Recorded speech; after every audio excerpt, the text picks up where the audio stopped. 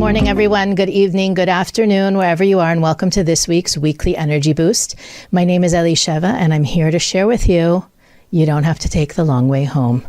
This week's episode, like every summer mini episode, is a condensed version of Weekly Energy Boost, which is a 7-day spiritual weather forecast where we present our listeners with the most powerful and practical tools to navigate the coming 7 days from the teachings and tools of Kabbalah.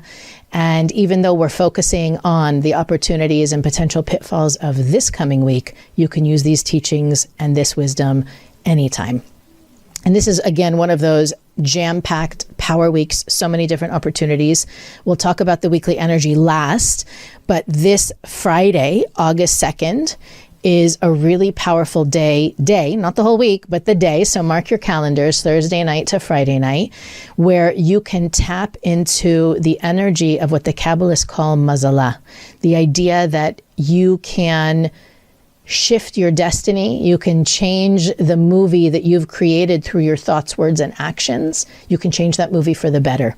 It is the anniversary of the elevation of the soul of Joseph the Righteous, Yosef Tzaddik, Joseph and the amazing Technicolor Dreamcoat. And whenever a soul leaves the physical reality on the anniversary of their passing, we on planet Earth get to connect to all the light they revealed in their lifetime. And Joseph revealed so much light. He is a chariot for the energy of Yesod, which I know is a Kabbalistic vocab word. It really means the energy of being able to be a channel of abundance and prosperity to the physical reality. So when we connect to him this Friday, we are connecting to that energy of abundance and prosperity. He's also the master of restriction. He is a very connected to the teachings and wisdom of dream interpretation. And so just knowing that and opening yourself up to that, it's available. Meditate on it, connect with it, ask the universe, the creator, to upgrade what you can receive and how you can receive it. There's also going to be resources on weeklyenergyboost.com for you to learn more about that opportunity. Something that our listeners have been asking me to do is to mention powerful windows in time enough in advance that they can do something about it. So I just we'll talk more about the month of Leo next week. But on Monday, which is when next week's episode is supposed to air, it's already the new moon of Leo. So mark your calendars and set your intention and prepare your consciousness from Sunday night to Monday night, which is Monday, August 5th. It's the new moon of Leo. So you want to make sure, again, the month of Leo is one of the 3 negative months of the year, according to Kabbalah. Negative not because it's negative, but negative because we lack that atmospheric ozone protection that we normally have spiritually in the month of Cancer, Leo, and Capricorn. We lack that protection, and therefore the energy comes at us stronger and harder and can be more uncomfortable. So it's not negative, but we can receive it as negative. We get reactive to things, and the more reactive we are in this period, the more impact that a reactive behavior will have on us in the future. The more negative seeds we're planting by being reactive. So the important thing to remember on Monday is to be on your best behavior. Even if you can't catch Weekly Energy Boost on Monday, just remember it's really, we're planting a seed. We're setting a precedent for the entire month so that to be on your best behavior spiritually, to be as proactive, sharing, kind and compassionate, mindful, studious. That's why we have new moon connections, both online and in our local Kabbalah Centre, so people can get together to learn and meditate and create that imprint on the month, not only for us individually, but for the world. So you're welcome to be a part of that as well. This week's energy, on top of all of that, is really giving us, I want to say it's a chance to shorten the process. Maybe that's the best way to say it. There is a teaching that comes from this week that talks about how every individual has a certain amount of process. The spiritual journey must require a certain amount of effort. I don't even want to say time, because time is a construct of the physical reality and doesn't exist in the spiritual realm, in the upper worlds. So it's not that our life's processes need to take a certain amount of time, is that there's a mandatory process. It's different for each individual, and I'll give you a more down-to-earth explanation. Imagine that life is like a number line or a letter line, that you come into the world at point A and you're done with your mission at point Z. How fast or slow you go from A to Z is only in your hands.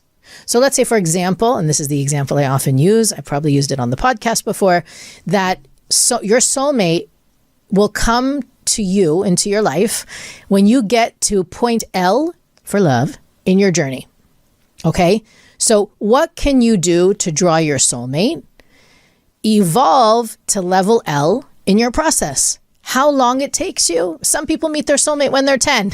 Some people meet their soulmate when they're 60. It's not about time, it's about process. And sometimes other relationships happen to get you from H to I, from H to J, from H to K. And that's okay too. That means that those relationships serve us for a certain purpose, get us to a certain point, and then when they've served their purpose, they don't need to exist anymore. They no longer serve us, so we no longer need them. And I know that sounds kind of gross, like the person can be disposed of. That's not ever how it happens. There's a process, there's a breakup, people move on, but if we learn and we grow from those situations, they move us along that letter line. So part of this week's opportunity is to embrace the process, to understand that life is not a schedule. It's not a calendar of events. It's not, time is running out. Time isn't running out. Process is taking time. Process is being stretched out. And I am the only one who is in charge of my process. So there may be a certain amount of legs to my journey. How long it takes me to get through each leg is completely in my hands. And the fastest way, the best way to speed up the process is to embrace the process. What does embracing the process mean? Allowing, welcoming. Think of the words, synonyms to those words. Allowing, welcoming, embracing. The idea is that the laws of cause and effect are set up in such a way that we're going to get, or as they say, what you give is what you get. What you put out there is what you reap is what you sow. The choices we have is how quickly or how slow we go through the process. Is the process laden with support from the universe, the angels, the souls of the righteous? Do I feel the support of the universe, or do I feel like I'm swimming upstream all the time? And it's normal to feel like you're swimming upstream some of the time. But if you always feel like everything is against you, this week the universe is telling you, ask yourself why. What can you do differently so that you feel more support, more blessing, more connection to what's going on, to the harmony that's meant to be in what you're experiencing and not the tragedy. And in these coming 7 days in particular, what we want to do is we're right set in the middle, right? The second week of the 3 weeks. We want to make sure that we are being mindful of our attitude, right? Are we resisting what the universe is trying to give us, the opportunity? Are we resisting the opportunity to grow that's in front of us? Are we clinging to our old ways just to be right? Or are we allowing what the universe is trying to hand to us to be received? Because not only does embracing the process speed up the process, but it brings us closer to what we know, our soul at least, knows that we deserve, which is nothing less than the achievement of our soul's purpose and total fulfillment. It's really us that stand in the way of all of that taking place by resisting the way that the universe wants to guide us, or sometimes push and shove us down the letter line of our soul's process. Weekly Energy Boost is available on all podcast platforms, YouTube, Facebook, and Instagram. Follow us there for more content related to every episode. You can also go to our website, weeklyenergyboost.com, where you can find our archives. You can send us a message, and you can click the donate button to support Weekly Energy Boost.